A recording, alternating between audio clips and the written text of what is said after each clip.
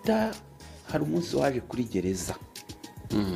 Icyo kiganiro abantu barakibonye, uza kuri gereza nkubonye ndavuga nti nibura mbonye umuntu wanjye. Twavuze ngo tuze gukoresha ukuri. Ndakubwira nti rero ndaza ndakwegera ngo akuru icyo gihe cyari igihe abantu barimo bitegura cogamo, ndakubaza ni imihanda yaruzuye nasize urambwira uti ibintu ubu nitambara. Turaganira ndakubwira nti rero hano tubayeho gutya, nkubwira ubuzima tubayeho ndetse tugira n'ikiganiro. Ndakubwira nti rero hari ukuntu hari agakode washyiraho amafaranga uze gushaka ukuntu wagira nk'umuntu wanjye. Chita numva ko gushyiraho nk'ibihumbi 100. Twakubise ibihumbi 5. 5,000. Yego. Ndavuga ni umuntu nasize hariya ko ndeba kandi ko ndeba yakuze. Ubu 5 nibyo yari afitera. Chita nkubwiza ukuri. Nuko nta buryo bwo kuyabusubiza nari mfite. Kuko ikiro cy'isukari cyari gifite ayo kigura. Amandazi. Ariko naranabyumvise ikiganiro wabikozeho. Ndavuga ni Chita koko. Uzi ko ni nka muntu sinzi umuntu wegeze gutanga ifaranga rimwe. Niba yaragiye mu cyamunara ngo akavuga ati ngende ndishyura ifaranga rimwe, sinzi uko byagenze. Nahise mbitekereza, akajeto kaje bakuzanira akajeto k'umuntu wereze. Nta muntu witwa Niyitegeka utari Papa Sava. Mbona ni ibihumbi 5. Ndavuga nta bantu bashobora kuba baribeshyeho 0. Yego. Ahubwo nanaburanye. Ndavuga ni ntago bishoboka. Ubu ntago byakunze, bati ibi nibyo byanditse, dore Chita no kuzingana. Njyaho gutekerezaho ndavuga nese ibihumbi 5 bigura umugati n'amandazi 3. Nkurikije ibiciro nuko n'ubuzima bwari buhari. Jameta mvuga ni Chita ntabakira umuntu wanjye. Ibihe byiza kuri wo kurikiye The Bridge TV. Bona no gushimira wakandi subscribe ndetse nawe utarayikanda kugira ngo uyikande, dukomeze twubake cya kiraro kiduhuza n'amakuru n'amasomo n'inama za buri munsi. Nizere ko mumeze fresh rero, kandi nawe utameze neza nkubwira ngo ukomeze usenge cyane kugira ngo ibintu bigende fresh, imere neza, ubuzima bukomeze kugenda neza cyane. Ngira ngo rero nkuko bisanzwe mumaze kubimenyera kuri The Bridge TV, ari isoko y'amakuru, isoko y'amasomo y'inama za buri munsi. Uyu munsi rero tukaba tugiye kureba ibintu biramutse bivuga ku mihanda hirya no hino, amakuru abaramutse yaba mu binyamakuru cyangwa no mu baturage muri rusange. Ariko ngira ngo tuze ku breaking ino nkuru, ngira ngo mubonye mwamaze kumva amajwi cyangwa n'amashusho ya Ndimbati cyangwa na Chita. Ngira ngo mwakomeje kubona disi yabo cyangwa Ndimbati isobanura uko ibintu bimeze, urwango yaramufitiye bitewe nuko hari ibyo yaramwiteze atamubonyeho, ko yamutangaje uko yamufataga, mbega byamutunguye cyane. Ngira ngo murabizi abantu baba content creator cyangwa abanyamakuru ari ukuntu basura umuntu cyangwa baba bari umuntu bahuriye mu nzira cyangwa no ku mihanda, izo content mujya muzibona. Yaganiriza umuntu cyangwa yamutunga mikoro ku muhanda cyangwa bitewe n'ahandi hantu amusanze, ikiganiro cyarangira uwo muntu bagikoranye agahita yumva yuko ubwo hari icyo agomba guhabwa cyangwa hari ikiguzi yakagombye kuba abona kubera icyo kiganiro abatanze. Ngira ngo ahangaho kuri aba bagabo babiri ntabwo ariko bimeze, kuko bigaragara yuko ari nka kwa kundi wenda umuntu ashobora kugusura agusanze mu nzu y'imbohe. Urabona kiriya gihe Ndimbati yari ari muri gereza. Umuntu uri muri gereza rero kumugeraho, umwarimu usanzwe muziranye ahita yimagina ko umusuye, cyangwa niyo atabyimagina nawe ubwawe ntabwo wamugeraho ngo ufite ikintu wari ufite ukimusigishe, umusigira aho ngaho. Uyu mugabo rero ngira ngo mu magambo avuze kuri iyi video tumaze kureba, yavuze ngo njye nari nzi yuko kuri code naguhaye byibuze kubera ko ari umuntu wanjye, ndi mu nzu y'imbohe, nari mfunze icyo gihe tumaze gukorana ikiganiro, byibuze nari ndi gutekereza yuko kuri iyi konti uri munsigireho amafaranga 100,000, ngo ariko natunguwe no kubona unkiriho amafaranga 5,000.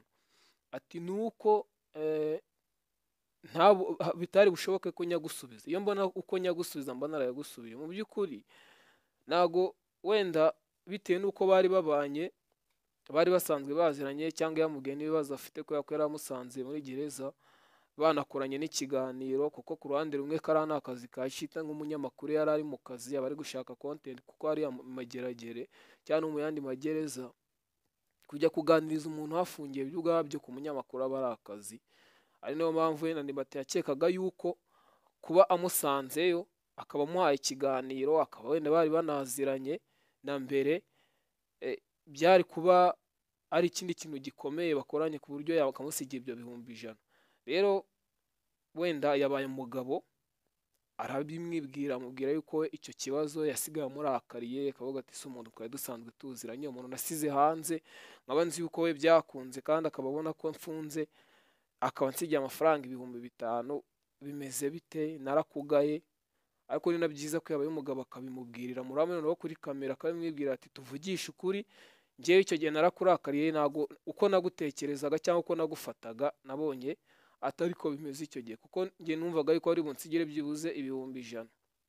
Aha hantu rero ntago iki kibazo mu ruganda rw'abanyamakuru cyangwa abantu baba content creator ni ikintu gikunze kubaho cyane, kuko kujya gukoresha umuntu content, wenda sinzi niba hakagombye kujyaho ibiciro bitewe na content ugiye kumukoresha, mbere yuko muyikorana akaguca amafaranga yumva we agurishije content ye, kuko urakoresha umuntu content cyangwa mukorana ikiganiro gisanzwe, nyuma yaho yumve yuko hari ikintu wakamusigiye. Sino kuba wenda tureke no kuba Chita yari inshuti na Ndimbati n'abandi n'undi muntu mutaziranye, bumva yuko umunyamakuru wese ugiye kumukoresha interview cyangwa na content indi bagiye gukorana ari ngombwa yuko amwishyura. Ibintu rero tuvuye nanga kuri case ya Ndimbati na Chita, hari abantu bamaze kubigira nk'umuco kabisa, ku buryo usanga nabyo ari ikintu kigonga abanyamakuru muri rusange. Hari ukuntu kera umuntu yagukoreshaga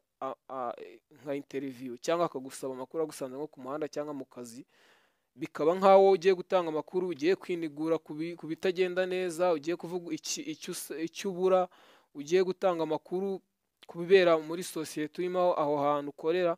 Ariko ubu ngubu ibintu byose byabaye business. Ahantu rero niyo mpamvu abantu bakomeje kuvuga bati se byari ngombwa niba bitari itegeko yuko umuntu ugusuye wese aguha amafaranga, niba umuntu yaramusuye imageragere cyangwa muri gereza akamukoresha interview mu buryo bw'akazi, hanyuma undi akamubwira ibibazo afite kubera ko yari afunze, ese koko byari ngombwa yuko amusigira amafaranga inote y'5,000 gusa? Kandi bakavuga bati ariko ntago ari itegeko kuba umuntu yakwemereye gukorana content nta giciro mwavuganye yuko umuhereza amafaranga gusa. Kandi bakavuga ngo niba koko bari inshuti, yari asanzwe amuzi w'ubunyangamugayo bakoranaga na mbere, yakagombye kuba yaragize ikintu amusigira nyine kigaragara kitari 5,000. Kuri 5,000 mwumvishe ko ni Matoyi bwe yivugiye ati 5,000 birimo icyayi n'umukati gusa, kuko iyo umuntu ari muri gereza murabizi abasabwa ibintu byinshi, abasabwa abantu bamugeraho bakamuhumuriza, bakamuha ayo mafaranga kugira ngo akomeze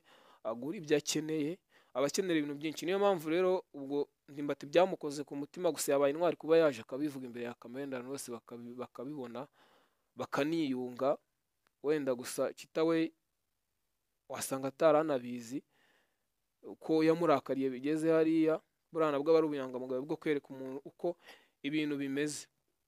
Yanga iyo case rero niyo yakomeje kuvugisha abantu benshi, ko Ndimbati yiniguye akavuga ikimuri ku mutima, gusa nyine niba yaramurakariye akaba yabimubwiye, reka twizere ko ibintu byarangiye. Gusa nanone wakagombye kureba ngo ese aba content creator cyangwa abanyamakuru muri rusange batumara iki muri societe?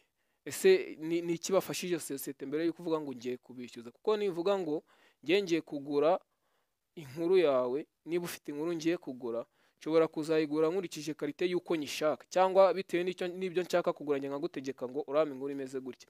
Ariko ibi bintu bigiye bibaye ari ukuvuga ngo ni magirirane. Niba ari amakuru nje kukwaka, ari bitagenda neza ushaka kuvuga, yaba muri societe muri rusange cyangwa icyo wifuza yuko wenda leta yagufasha cyangwa n'abaturage bandi, bikaba nka magirirane ukinigura ikiganiro tukacyaplodinga, cyane ko ubu ngubu turi mu isi y'ikoranabuhanga cyangwa interinete n'isigaye iyoboye, abo bigenewe kugeraho cyangwa abo turi kubwira byabageraho, ukazabona feedback bitagombye yuko bivuze ngo ibintu byose ngo byabaye business. Hari ibintu, yego harimo ibintu byaba business, ariko hari ikintu kitari business, hari ikintu gikorwa nk'aho ari inshingano za buri muntu wese bitewe n'uko sosiyete ibidutegeka. Ku muhanda rero baramutse havugwa amakuru menshi cyane, ngira ngo ndabona mu karere ka Bugesera ubuyobozi bw'akarere ndetse n'ubwo umutekano n'inzego z'umutekano basuye rumwe mu ruganda rukora inzoga hano mu karere ka Bugesera, ndetse na FDA, Rwanda FDA basuye rero uruganda rukora inzoga mu karere ka Bugesera kugira ngo barebe imikorere yarwo cyangwa uko rukora. Barusangana ibitoki birimo cyangwa byavamo litiro zitarenze 20 z'inzoga. Ngira ngo mwabonye yuko ikintu bita guhiga cyangwa gukomeza gushaka ibintu bitemewe, by'umwihariko inzoga zitemewe, ni ibintu leta yasizemo imbaraga.